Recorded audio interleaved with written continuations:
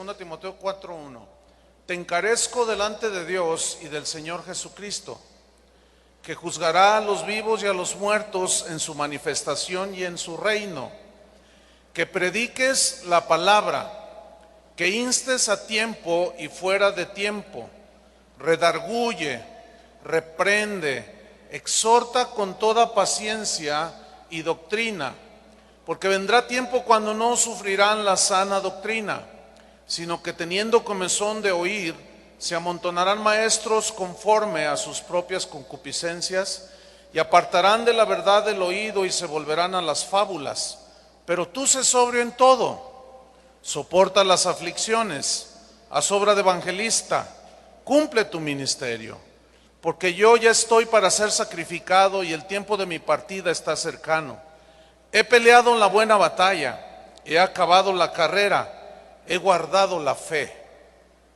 Por lo demás me está guardada la corona de justicia, la cual me dará el Señor juez justo en aquel día, y no solo a mí, sino también a todos los que aman su venida. El apóstol Pablo fue un hombre fiel al mensaje del Evangelio. Él nunca traicionó el Evangelio, nunca lo diluyó. Él era un predicador apasionado de la palabra de Dios. Y Pablo estaba muy preocupado porque uno de sus discípulos, llamado Timoteo, fuera fiel al Evangelio, fuera fiel al mensaje del Evangelio, y que a la vez que Timoteo fuese fiel, también él debía de encargar a otros hombres fieles la palabra de Dios, tal y como Pablo se la había enseñado a él. Entonces Pablo le insiste a Timoteo sobre la importancia del encargo que le estaba haciendo el apóstol a su joven discípulo Timoteo, y le da las siguientes amonestaciones, que es lo que leímos en 2 Timoteo 4:1. En el versículo 1 dice: te encarezco delante de Dios y del Señor Jesucristo. La frase te encarezco en griego es una exhortación muy intensa. ¿Por qué era muy intensa esta frase te encarezco? Porque era un asunto de vida o muerte eterna, de vida eterna o de muerte eterna. ¿Por qué? Porque dice ahí en el mismo versículo 1 que Dios va a juzgar a los vivos y a los muertos, a unos para vida eterna y otros para condenación eterna. Por lo tanto, Timoteo debía de asumir una responsabilidad que Pablo le está encargando. ¿Cuál era esa responsabilidad? Versículo 2, que prediques. El verbo predicar, del griego keruso, significa proclamar, divulgar, pregonar públicamente. Ahora, una pregunta: ¿qué debería Timoteo de proclamar y de divulgar? ¿Sus peripecias ministeriales? ¿Sus logros personales? ¿Su visión personal? Un rotundo no. Pablo le dice que prediques la palabra. ¿Por qué tiene que ser la palabra?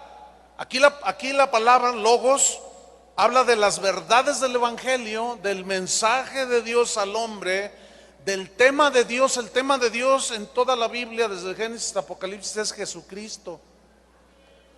Que prediques, Timoteo, la palabra, las verdades del Evangelio. Tu tema debe de ser el Cristo de la cruz. Y luego le dice que instes a tiempo y fuera de tiempo. Esa frase, instar a tiempo, en el griego significa insistir continuamente en algo. ¿En qué debía de insistir? En el mensaje de la cruz, aunque para algunos fuese locura. También significa arremeter constantemente con el Evangelio. Pero este arremeter lleva dos implicaciones en el idioma griego, en el original, que es arremeter de una manera amistosa, amable, con amor, pero implica que en ocasiones ese instar a tiempo en predicar es de forma agresiva, con la palabra. lleva los dos ingredientes. Entonces le dice: Timoteo, mira, yo te pongo delante de Dios, es una cuestión de vida o muerte eterna para los que te escuchen. Predícales el evangelio, la palabra. Insiste continuamente por medio de la palabra. Insta a tiempo y fuera de tiempo. Esa frase fuera de tiempo significa en toda ocasión. Implica te escuchen o no te escuchen, te crean o no, se ofendan o no, les guste o no. Ese no es asunto tuyo, Timoteo. Tú predícales la palabra de Dios. Pero luego viene un verbo ahí en el mismo versículo que dice redarguye. ¿Qué significa redarguye? O sea, recordemos que es la instrucción de Pablo, es un encargo que le está dando a Timoteo para que haga a los ahora ya creyentes. ¿Cuántos son ya creyentes? El evangelio de la locura llegó a nosotros, nos enloqueció y nos convertimos, ¿verdad? Pero ahora el evangelio sigue teniendo operación en nosotros. Y este es otro aspecto de la locura de la predicación. Ahora Timoteo debía de seguir insistiendo, predicando otros aspectos del evangelio después de que ya ha sido recibido. Y esto tiene que ver ya con la vida de la iglesia, con la vida de cada uno de nosotros, con la formación, con el discipulado, vamos, para que me entienda. Entonces le dice, redarguye.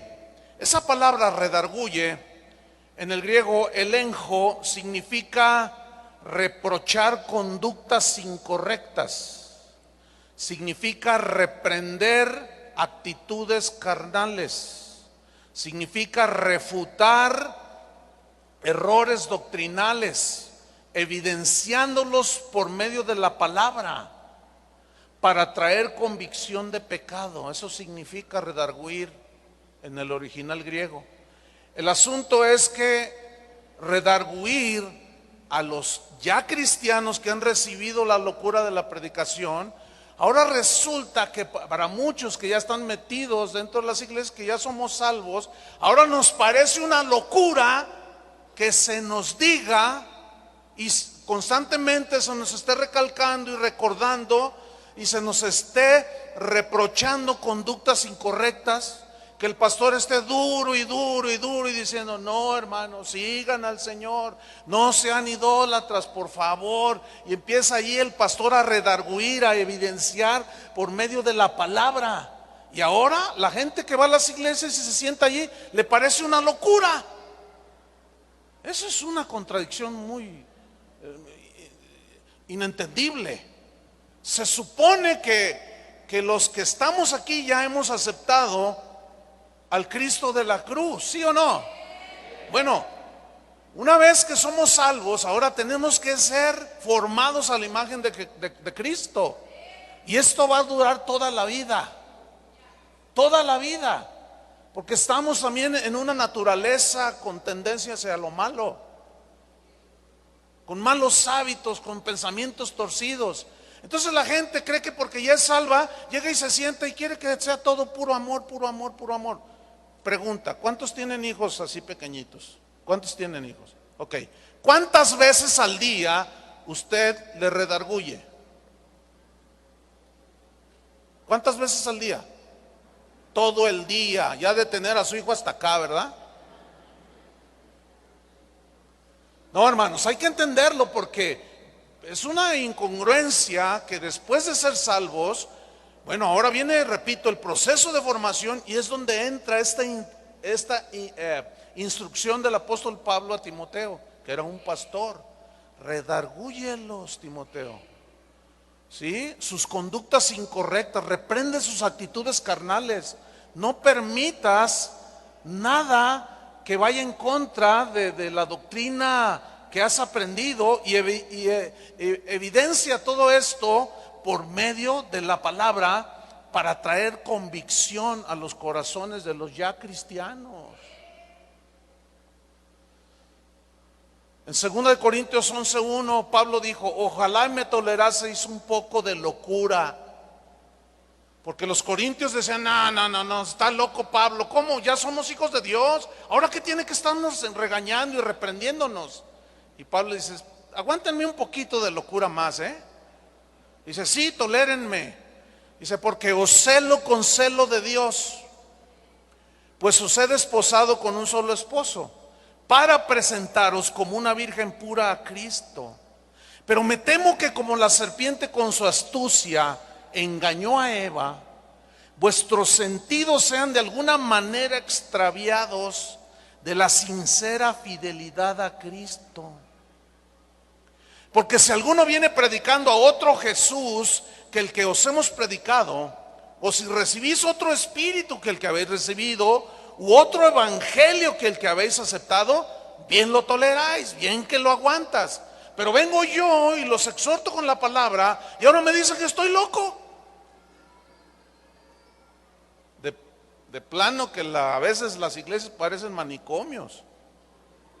Porque por un lado la locura de la predicación que rechazan los de afuera, pero luego ya estando adentro nos volvemos locos como los de afuera.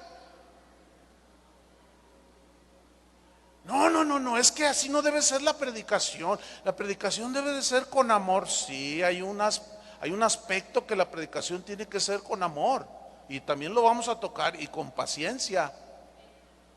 Pero también estamos en formación, hermanos. No me diga que usted a sus hijos todo el día que los está reprendiendo: hijo, no te juntes con ese marihuano, te lo suplico, hijo, por favor. No me diga que así le dice a su hijo. Usted le dice: no te vuelvas a juntar con ese marihuano, ¿sí o no? Si no, no te voy a dar para tu domingo, o te voy a dar una disciplina, o qué sé yo. Eso, así es en la iglesia también. Luego le dice: redarguye, reprende. Esta palabra reprende en el griego significa censurar, significa prohibir, reprobar malas conductas, reprobar falsas enseñanzas. Hay gente que al no entender esto juzgan equivocadamente y dicen: no, esos predicadores de la disque sana doctrina, dicen, esos se la pasan criticando a todo mundo. No, es que no han entendido.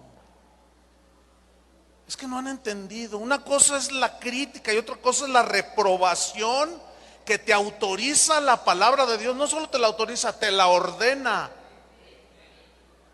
Que los pastores, que somos como el papá en la casa, yo tengo a mis hijos, pero espiritualmente es nuestra responsabilidad hacer uso del evangelio para reprender conductas, falsas doctrinas, falsos pensamientos que agreden el evangelio. Pero el montón de locos que están ahí metidos no quieren oír eso tampoco. Entonces, ¿cómo está el asunto? No, tenemos que ubicarnos. ¿Entiende? Entonces, usted no sea como los niños, aunque hay algunos niños en Cristo que piensan como niños, juzgan como niños, hablan como niños. Pero algunos, si usted ya tiene sus 5, 8, 10 años en Cristo, usted ya no debe hablar ni pensar ni juzgar como niño, ¿verdad que no? Entonces le dice: reprende, censura, prohíbe, reprueba malas conductas y falsas enseñanzas. Pablo les dijo a los mismos corintios: os he escrito por carta que no os juntéis con los fornicarios.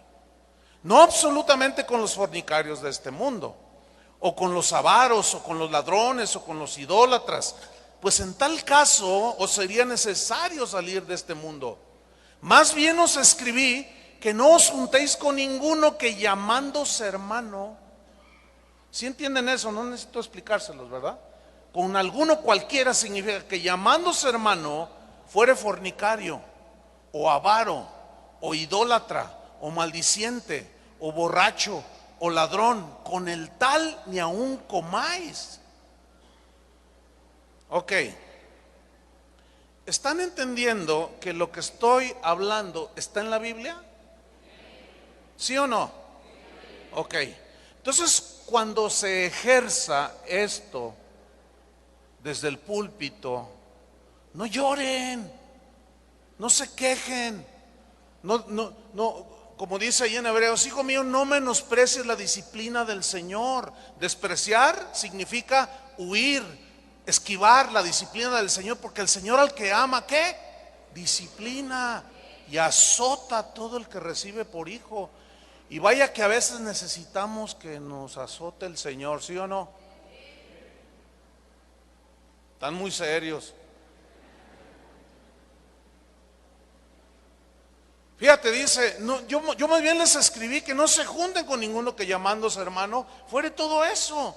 Entonces cuando un pastor cumple con su ministerio y con la encomienda que es parte del evangelio, para la sanidad de la iglesia, para la protección, ustedes, hermanos, deben de aceptarlo. No estoy hablando del abuso de autoridad, estoy hablando de lo que es dentro del parámetro bíblico. Yo como pastor entiendo esto.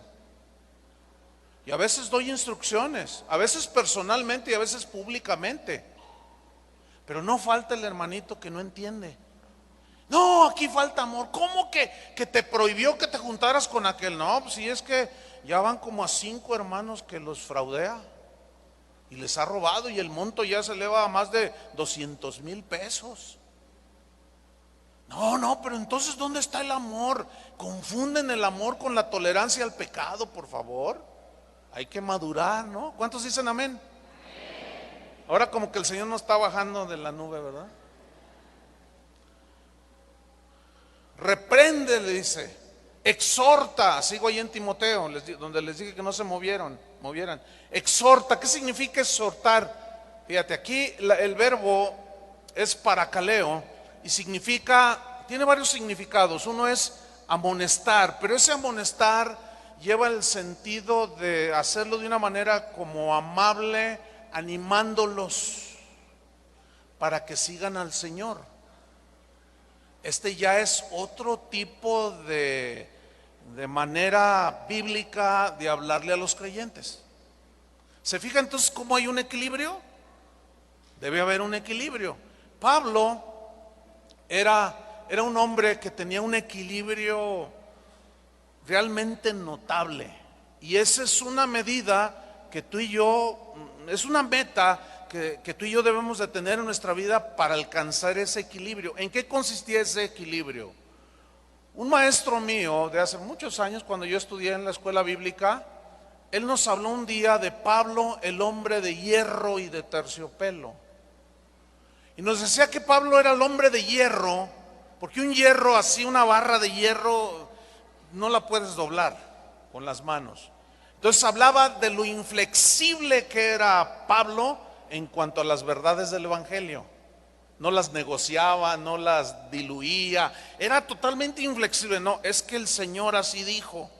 Oiga, hermano, pero es que ¿qué tiene que viva yo en Amaciato? Lo que importa es que nos amemos ella y yo. ¿Para qué nos casamos? Ya ve, al rato se andan divorciando. No, cásate.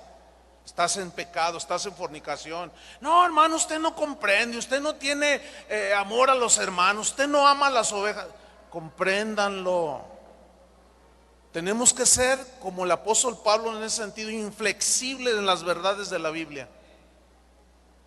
Pero Pablo tenía el otro lado. Era un hombre muy tierno también, fíjate. Pablo era un hombre que les dijo a los tesalonicenses: yo como la nodriza que cuida a los bebés, a los niños, yo los cuidé a ustedes. Entonces ese equilibrio lo tenía el apóstol Pablo, y es un equilibrio que todo pastor debe de desarrollar. Tenemos que ser, por un lado, inflexibles en cuanto a las verdades, y ahí es donde entra el redarguir, el corregir, pero luego entra la exhortación, que es para animar, para consolar. Fíjate, en Hechos 20:29 Pablo dijo así: porque yo sé que después de mi partida entrarán en medio de vosotros lobos rapaces que no perdonarán al rebaño. Y de vosotros mismos se levantarán hombres que hablen cosas perversas para arrastrar tras sí a los discípulos. Por tanto, dijo, velad, acordándoos, aquí está, fíjate, que por 3 años, de noche y de día, no he cesado de amonestar con lágrimas a cada uno. Fíjate qué tremendo. Por 3 años, constantemente, de noche y de día. Pues no significa que por 3 años no durmió, sino habla de una constancia, que constantemente dice, no he cesado de amonestar. Y amonestar aquí es paracaleo. Habla de un hermano, camina con Dios, en un tono amable, ¿entienden? Un tono tierno, de animarlos a que vamos, ándale, levántate. Es que caí, pastor, sí, caíste. ¿Estás arrepentido? Sí, bueno, levántate y no te vuelvas a ensuciar. El Señor te restaura, el Señor te da fortaleza. Entonces tú oras por la persona, lo puedes abrazar. Entonces tú estás haciendo el otro lado, ¿me entiendes? En Gálatas capítulo 6, a quien Pablo les habló fuerte, también les dijo, si alguno es sorprendido en alguna falta, vosotros que sois espirituales, restauradle ¿cómo? Con espíritu ¿de qué? De mansedumbre. Considerándote a ti mismo, dice, no sea que tú también seas tentado. Entonces, cuando ya estamos salvados por el Cristo crucificado, ahora viene la formación a la imagen de Jesús, y Dios estableció pastores que nos perfeccionen para crecer en Cristo. Y entonces debemos amonestar, redarguir, también exhortar.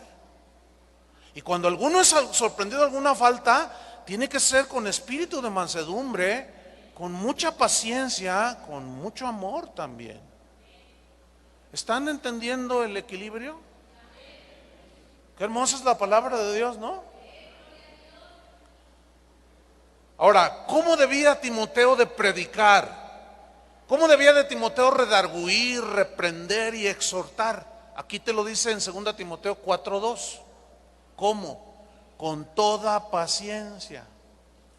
Aquí la palabra paciencia es una palabra griega macrotumia, macro de enorme, ¿sí? Y significa paciencia ilimitada. Fíjate, esto tiene que desarrollar un pastor. Nosotros los que somos pastores tenemos que desarrollar la macrotumia. ¿Qué es la macrotumia? Paciencia ilimitada. Porque así como un padre, cuando yo estaba criando a mis hijos, ahorita ya son jóvenes, cuando yo los estaba criando, cometían muchas barbaridades, muchas faltas de respeto, muchas niñerías, muchas rebeldías. Y cuando las cometían, yo no los corría de la casa y les daba un puntapié y nunca te paras en mi casa, no. O sea, sí me molestaba, los disciplinaba, pero luego los abrazaba, ¿me entiende? Y los corregía y los instruía, y ellos, para que ellos siguieran caminando. Y bueno, eso le compete ahora al pastor. Fíjate, una vez un pastor dijo, ay no, dice, yo no soporto a la gente. No, tú no eres pastor. ¿Cómo que no soportas a la gente? Tenemos que desarrollar una macrotumia, una paciencia ilimitada. Con los lobos no hay que tener paciencia. Con esos a la primera van para afuera. Con las ovejas no. Con las ovejas, Daniel, Paola, hay que aguantarles. Mira, te van a criticar porque estrenaste zapatos. Te van a criticar porque así son. Tápense los oídos ahorita usted. Porque así son las ovejas. A veces las ovejas parecen abejas. A veces nos pasa a los pastores, cuando estamos en el lado de la exhortación y del consuelo y del alentarlos, nos pasa como aquel hombre que iba en el campo y vio un charco de agua y vio a una abeja. Las abejas, ¿cuántos han comido la miel de la abeja? Pues es buenísima para todo, es un regalo de Dios para el hombre, esos insectos. Pero esos insectos tienen un aguijón. Entonces este hombre que había disfrutado de la miel, que había disfrutado de los beneficios de esa abejita, dijo: ay, se está ahogando, pobrecita, la voy a salvar. Entonces el hombre mete la mano así, pues para lanzarla hacia afuera, y le pica. A veces así son. Uno los quiere ayudar y te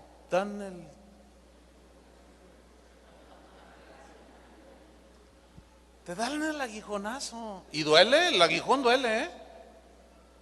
Pero como son ovejas, hay que aguantarlos. Así es que Dios fortalezca vuestra macrotumia.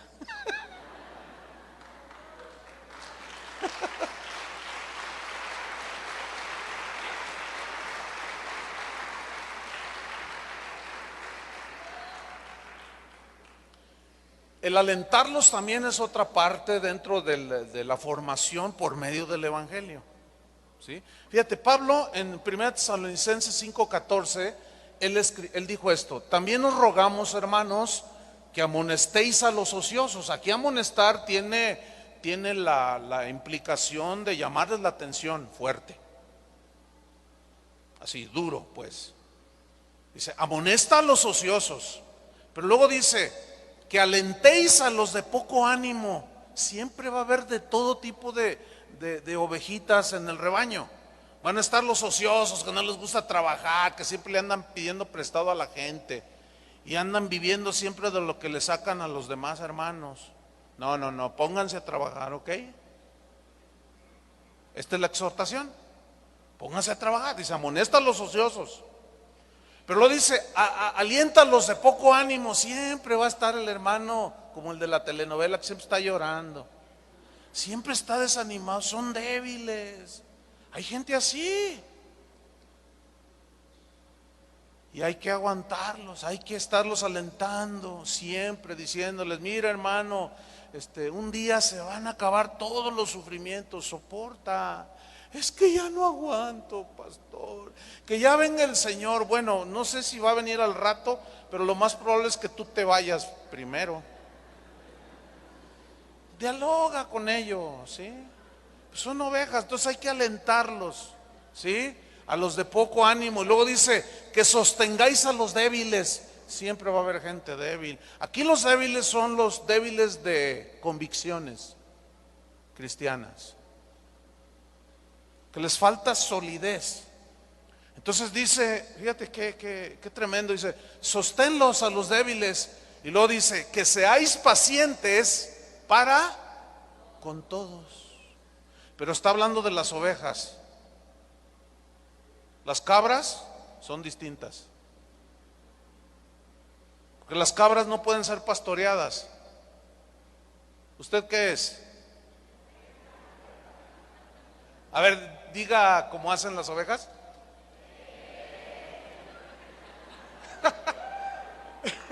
Qué bonito rebaño, ¿no?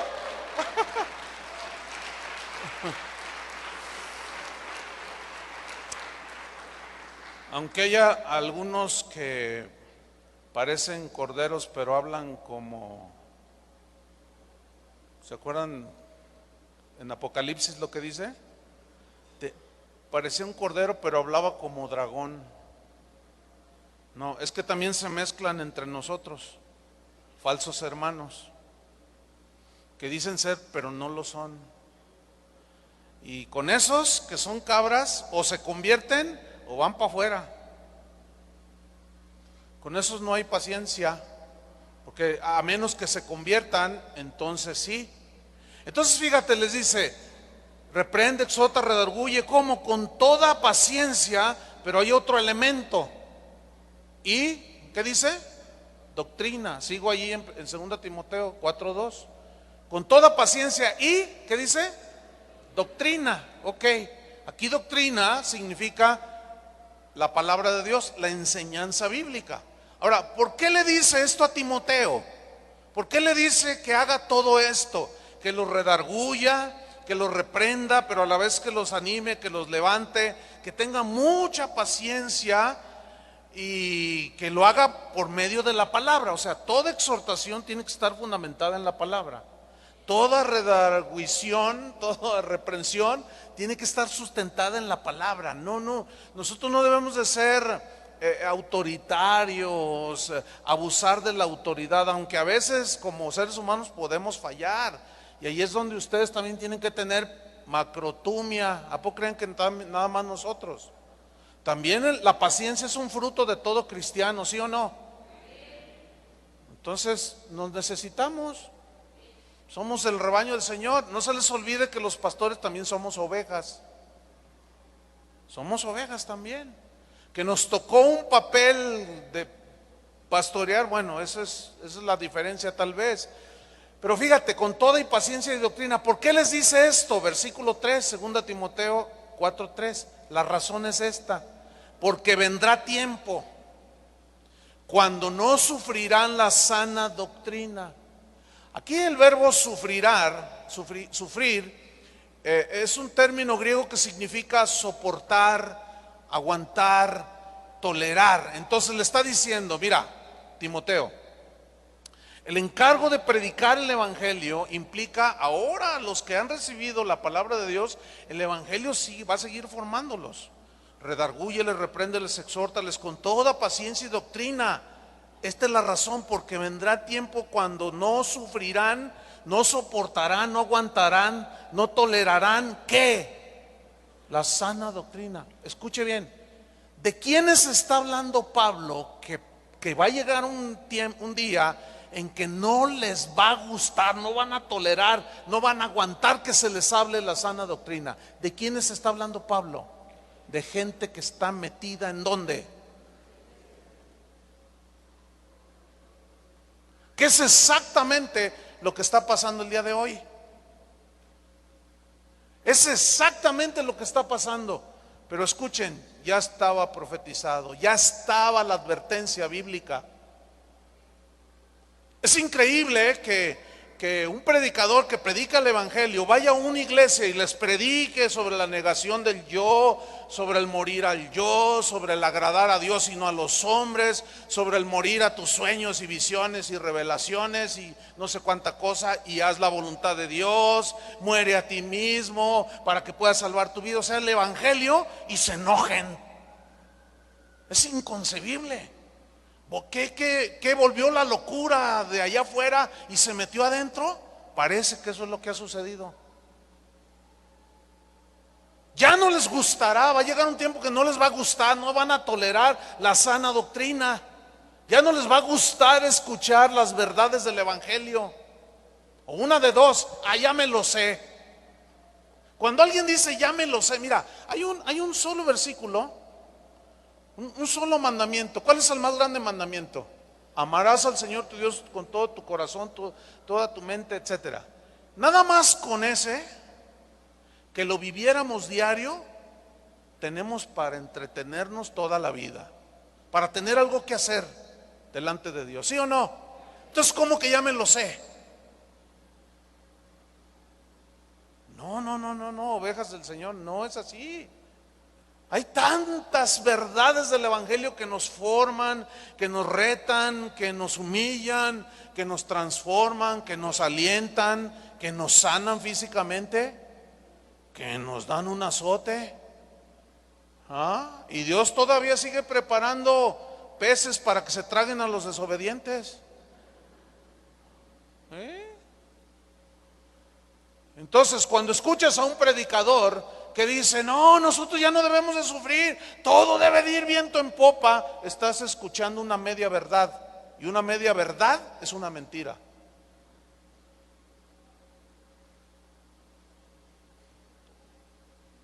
Porque vendrá tiempo cuando no tolerarán la sana doctrina. Ya no les va a gustar que les digas las verdades del evangelio, sino, dice el versículo 3, esto significa al contrario, van a tener comezón de oír, dice.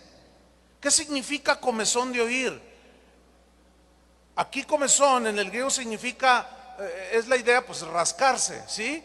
pero sabemos que el rascarse produce una sensación agradable cuando tienes alguna comezón, ¿sí o no? Y te rascas y dices, ay, qué rico, ¿verdad? Se siente. O sea, es un gusto, da cierto placer cuando te rascas la espalda que, ay. Entonces, metafóricamente, ¿qué está diciendo? Van a tener una ansiedad de oír solo lo que les gusta, solo lo que les conviene. Lo único que van a querer es tener sensaciones agradables, bonitas. Les va a gustar solamente escuchar cosas que les hagan sentir placer. ¿A quién no le gusta escuchar cada domingo que Dios lo quiere hacer rico y que le quiere dar la mejor casa de Pantitlán? ¿A quién no le gusta, dígame? ¿A qué ser humano en la carne, en la naturaleza caída, en la naturaleza humana, no le gusta que le digan, Dios te va a dar la mejor casa de Pantitlán? Dígame, ¿a quién no le gusta? Entonces, la gente va ahora a las iglesias a que le rasquen, a sentir cosas bonitas, nada más. Pero cuando llega un predicador que predica el evangelio, dicen que está loco, que se volvió fariseo, criticón. La locura se volvió a meter, la locura del mundo se volvió a meter a la iglesia. Entonces esto dice, teniendo comezón de oír, fíjate, qué tremendo, se amontonarán maestros conforme a sus propias concupiscencias. Aquí la frase se amontonarán significa que se encimarán, serán tantos los falsos maestros, las falsas doctrinas en los tiempos finales que se amontonarán. ¿Qué no es eso lo que estamos viendo el día de hoy? Cristianos tenemos que ser como los de Berea, comprobar que lo que estamos escuchando lo comprobemos en la Biblia para ver si esas cosas son así. Pero ese corazón noble se ha perdido dentro de la iglesia. ¿Qué es lo que abunda el día de hoy? Precisamente gente amontonada, hasta se pelean. Mire, yo los he visto en vivo y en persona, detrás del escenario, donde nadie ve. Cuando estamos los predicadores allá atrás, cuando se nos están dando instrucciones, a veces hay eventos donde, yo he estado en muchos eventos donde el pastor allá antes de iniciar le da, pues, o puede ser el salón allá atrás, o qué sé yo, le dan instrucciones. Entonces, pues el hermano fulano de tal va a iniciar el evento. Y luego, ¿y por qué no yo? Bueno, pues porque yo el pastor de la congregación lo diseñé así, creo que así debe ser. No, a mí dame a mí ese lugar de iniciar. ¿Que no ves que yo soy el apóstol japonés, te quito tu dinerito?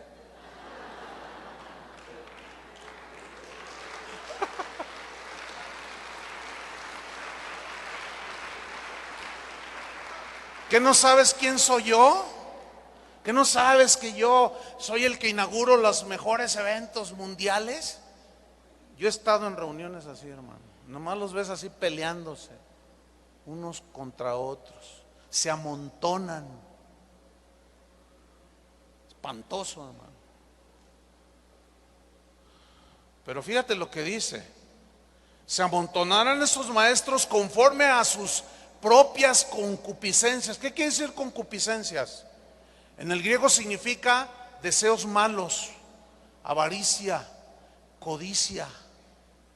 O sea, ellos no sirven al Señor con su corazón, ellos están pensando en la ganancia. Las escrituras son amplias en advertencia contra este tipo de personas, que hoy es una invasión.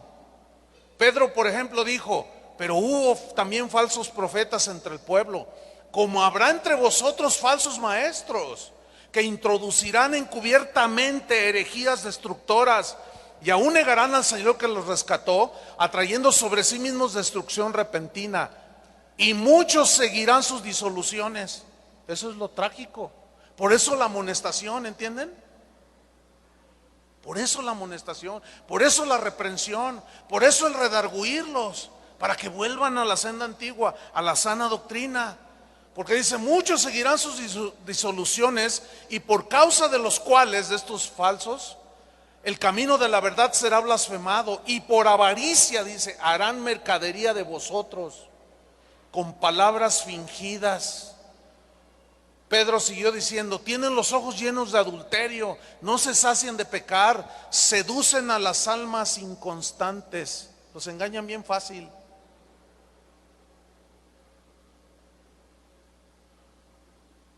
Tienen el corazón habituado a la codicia y son hijos de maldición. Han dejado el camino recto, se han extraviado siguiendo el camino de Balaam, hijo de Beor, el cual amó el premio de la maldad. Pablo le dijo a los romanos, mas os ruego, hermanos, que os fijéis en los que causan divisiones y tropiezos en contra de la doctrina que vosotros habéis aprendido, y que os apartéis de ellos. Porque tales personas no sirven a nuestro Señor Jesucristo, sino a sus propios vientres, y con suaves palabras y lisonjas engañan los corazones de los ingenuos. Romanos capítulo 16, versículo 17 y 18 fue. Isaías 56:10 dice, sus atalayas son ciegos. ¿Qué es una atalaya? Una atalaya era alguien que proclamaba el mensaje de Dios, que advertía, y la amonestación, la reprensión de parte del Señor, como Ezequiel era una atalaya del Señor. Y le dijo, ve y amonesta a mi pueblo. Si yo te digo, ve y amonesta a mi pueblo, y tú no vas, y ellos mueren en su pecado, te voy a demandar su sangre de su mano, de tu mano. Pero si tú vas y los amonestas de mi parte, y el justo endereza su camino, tú libras tu alma, y el justo también. Pero si tú no vas, te las vas a ver conmigo. Eso es una atalaya, alguien que amonesta, que exhorta, que redarguye, pero que también lo vive, porque andan por ahí unos atalayas que nomás andan ahí, dice y dice, y no hacen nada. Sus atalayas son ciegos, todos ellos ignorantes. Fíjate qué duro les dijo el Señor. Todos ellos perros mudos. Estaba el Señor medio enojado aquí, ¿no?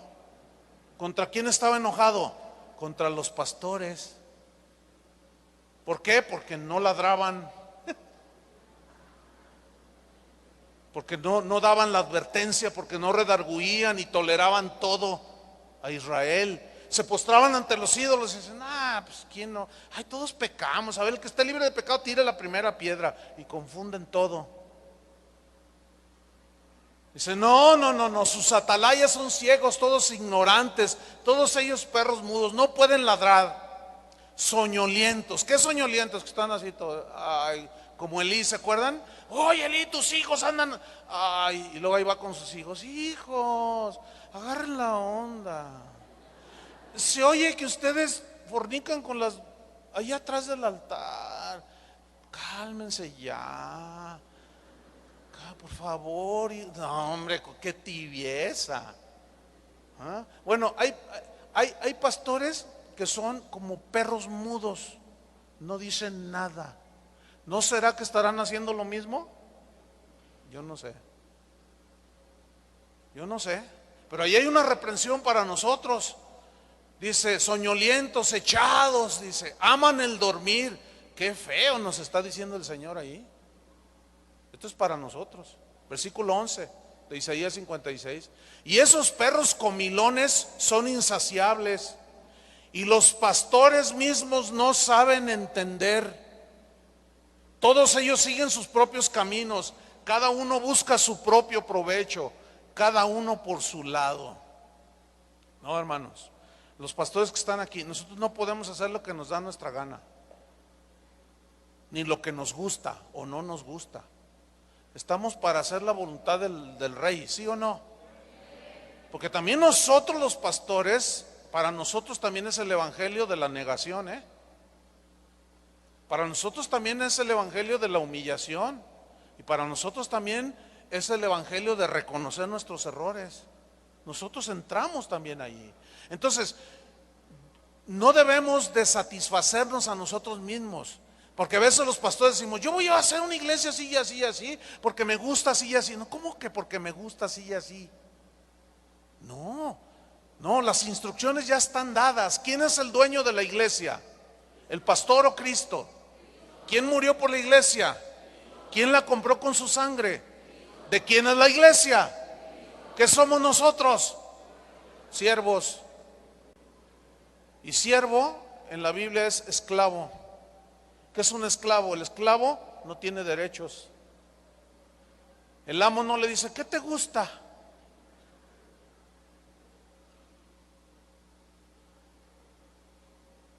Cuando yo entendí que la iglesia no era mía, o sea, que las ovejas allá de Guadalajara, Casa de Oración, no son míos, entendí muchas cosas. Porque yo no morí por ellos. A lo mejor ni me atrevería, no sé. Ni ganas dan a veces. Pero no es por ganas. Entonces, como Él es el dueño de la iglesia, Él ya dejó cómo se debe de edificar la iglesia. No tenemos que inventar el hilo negro del evangelio, pastores, predicadores. Ay, traigo una revelación, ya no cenes tantos tacos. Ya no vayas tanto con el chendo. Ya deja tus revelaciones y ponte a estudiar la Biblia.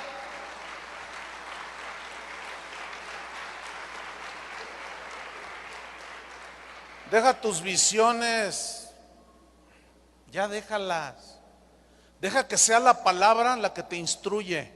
Cuando tú la estudias, la escudriñas, y vas a ver cómo vas a tener la visión de Dios y no tus propios sueños y visiones. Porque con eso de que Dios me dio una visión y un sueño, hay cada loco que párale de contar. No, hermanos, no es así. Ahora, fíjense entonces, volvamos a Timoteo para irnos sobre el final. Ahí está, Timoteo, te encarezco delante de Dios. Es un encargo de vida o muerte, porque Él va a juzgar a los vivos y a los muertos, y a los que se salven se van a ir con el Señor por la eternidad. Por eso en otra parte le dijo, Timoteo, cuídate de ti mismo y de la doctrina, porque haciendo esto te salvarás a ti mismo y a los que ¿qué? Te oyeren. Qué responsabilidad, hermanos. Mire, yo cada domingo, cada que hay reuniones generales, yo voy llegando, la iglesia de nosotros está en una avenida muy transitada. Entonces yo voy llegando y yo veo a la gente, los que van en el microbús o en el tren, etcétera. Yo los veo que cómo van con sus hijitos y llevan sus Biblias y van caminando rumbo a la reunión. Y siempre es algo que, no sé, por años, yo los veo y no sé, me conmueve. ¿Me entiende? Me conmueve porque digo, esa gente va a adorar a Dios y están esperando una palabra que venga de Dios.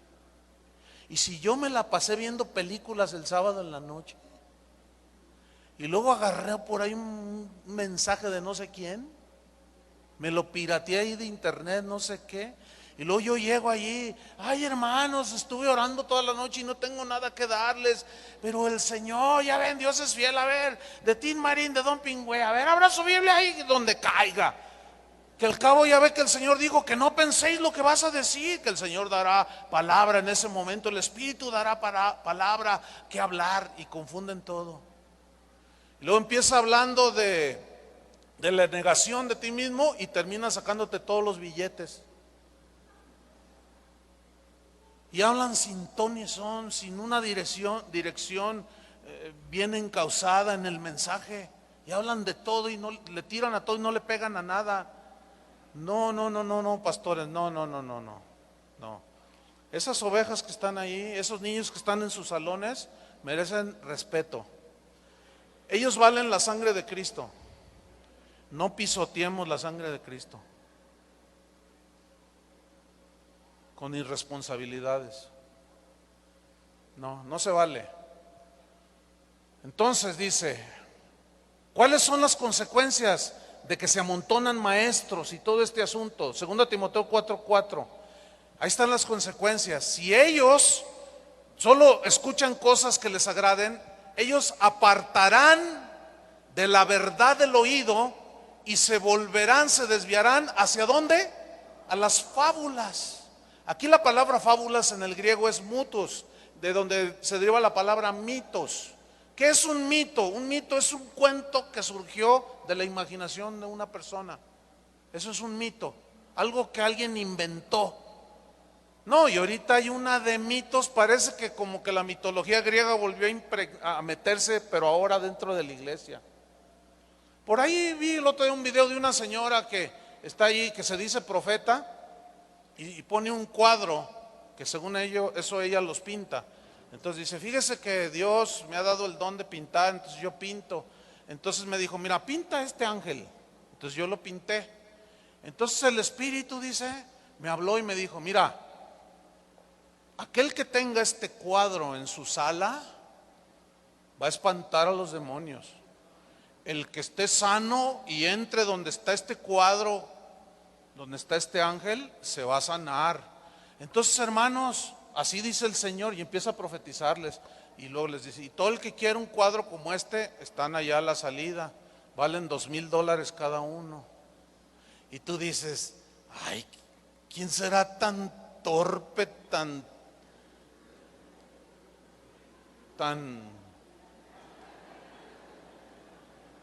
¿habrá alguna persona tan ignorante que pudiera comprar un cuadro de esos? Hermanos, se le agotan a la profeta esta. ¿Por qué? ¿Por qué? Porque a esa gente nunca se les enseñó el evangelio, nunca se les amonestó, no se les redarguyó, nunca se les dirigió y les dijo, tengan cuidado con los falsos, tengan cuidado con las falsas doctrinas, esas conductas que están teniendo, hermanos, no, corrijan sus caminos. Llega cualquier profeta por allí, los embauca, los engaña y hacen mercadería de vosotros, con palabras fingidas.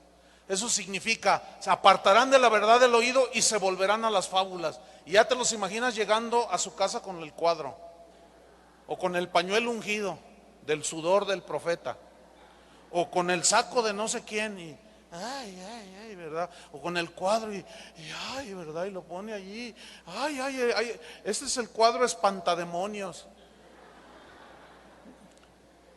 No, es que es increíble que haya gente que va a iglesias cristianas que crean esos mitos. Y puedo enumerar una de mitos impresionantes. Entonces Pablo le sigue diciendo en el versículo 5, 2 Timoteo 4:5, pero tú sé sobrio. ¿Qué significa ser sobrio? En todo, estar en tus 5 sentidos, eso significa estar sobrio. Lo contrario de sobrio, ¿qué es? Ebrio. Tú, Timoteo, debes de ser sobrio en todo, en tus 5 sentidos, bien alerta. Soporta las aflicciones. Pero ¿cómo? Si soy un ministro de Dios, yo tengo que disfrutar del evangelio. Soporta las aflicciones, porque no es fácil dar el mensaje de la cruz, porque hay muchas reacciones. Soporta las aflicciones, haz obra de evangelista, eso significa predícales el evangelio, cumple tu ministerio. Y lo dice el versículo 6, porque yo ya estoy para ser sacrificado y el tiempo de mi partida está cercano. Fíjate el versículo 7, he peleado la buena batalla. Aquí pelear es un verbo agonizomai en el griego y significa luchar por algo hasta la agonía, agonizar hasta el cansancio. Ahora, ¿cuál era la razón de la agonía de Pablo? Predicar el evangelio. O sea, lo predicaba estando sano, estando enfermo, como con los Gálatas. Por causa de una enfermedad, oh Gálatas, yo les prediqué, me quedé, no pude viajar y allí les prediqué el evangelio. Él agonizaba. Eso significa he peleado la buena batalla. Entonces le está diciendo Timoteo, tienes que predicar el evangelio aunque llegues al grado de agonizar. Timoteo, mira hijo, he contendido, he defendido el evangelio, me esforcé en la gracia de Dios, cumplí, Timoteo, ahora te toca a ti cumplir. Pelea tú también. Pelea la buena batalla, dice. La frase buena batalla significa honradamente, íntegramente. En otras palabras, Timoteo, yo peleé honradamente, íntegramente, conforme a las reglas del ministerio. Yo peleé la buena batalla, yo peleé la carrera del ministerio y la he acabado. He acabado la carrera, dice. Esta frase significa cumplir con el encargo. En otras palabras, Timoteo, mira, yo ya estoy pronto para partir. Dice, ya está, Dios me ha revelado, dijo, mi sacrificio. Saben que Pablo murió decapitado, ¿no? Pablo está diciendo que Dios le reveló cómo iba a morir. Yo quiero que noten que el apóstol Pablo no oró y dijo, no, Señor, yo quiero morir con la Biblia abrazada. No hay cristianos tan superficiales, ¿cómo se dice? Tan frívolos. Esa es la palabra. Que dicen, ay, mi oración es, yo no quiero morir matado por un Z. Yo no quiero morir atropellado por el metro de la Ciudad de México. Yo no quiero morir de cáncer. Yo quiero morir, Señor, esa es mi oración, morir con la Biblia abrazada.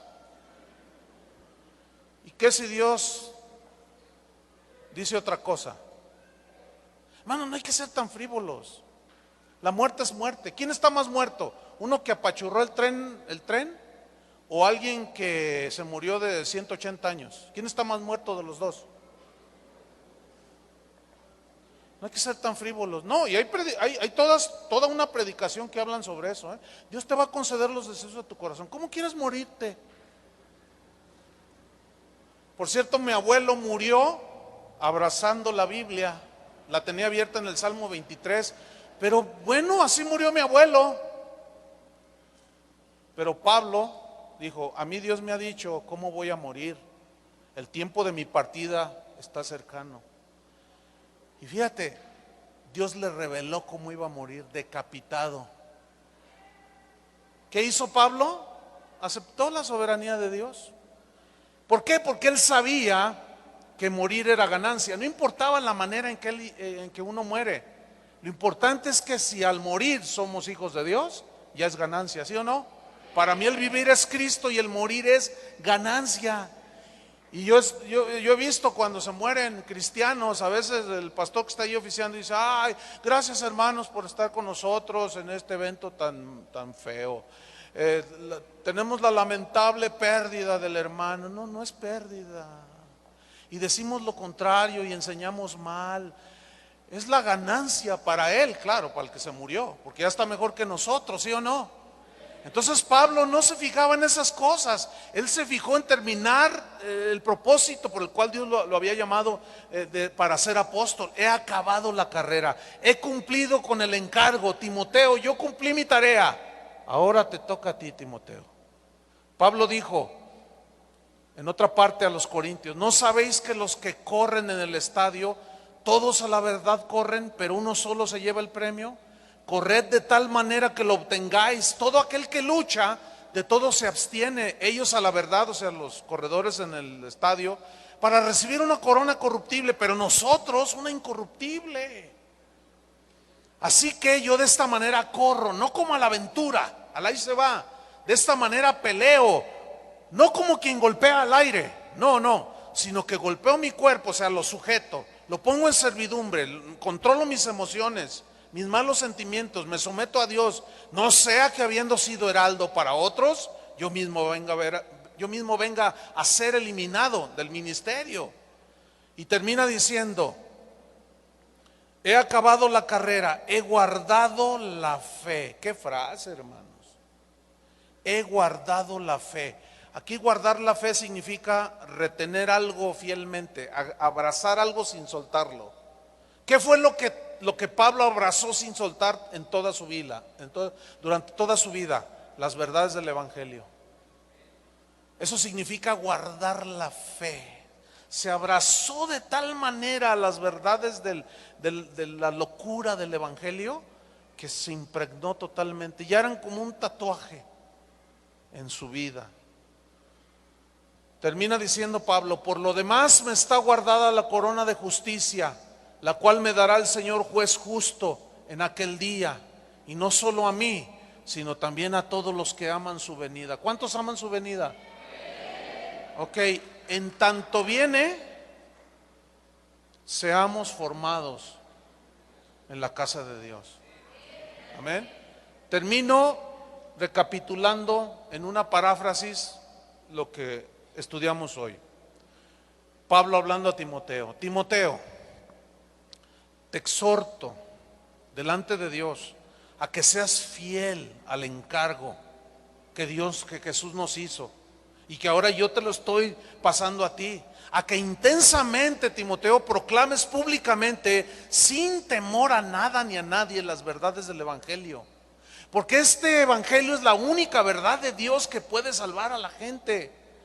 Timoteo, hazlo siempre y en toda ocasión.